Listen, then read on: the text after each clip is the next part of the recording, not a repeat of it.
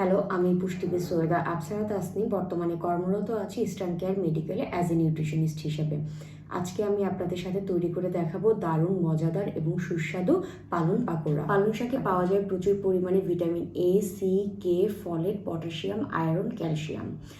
এটি আমাদের শরীরে বিভিন্ন ধরনের রোগ প্রতিরোধ ক্ষমতা বৃদ্ধিতে সাহায্য করে, যেমন এর মধ্যে রয়েছে ভিটামিন সি। এছাড়া এর মধ্যে রয়েছে ক্যালসিয়াম এবং ভিটামিন কে, যা আমাদের শরীরের হাড় মজবুত করতে সাহায্য করে। এর মধ্যে রয়েছে যথেষ্ট পরিমাণে আয়রন, যা আমাদের শরীরের রক্ত স্বল্পতা দূর করে এবং অ্যানিমিয়া প্রতিরোধে সহায়তা করে।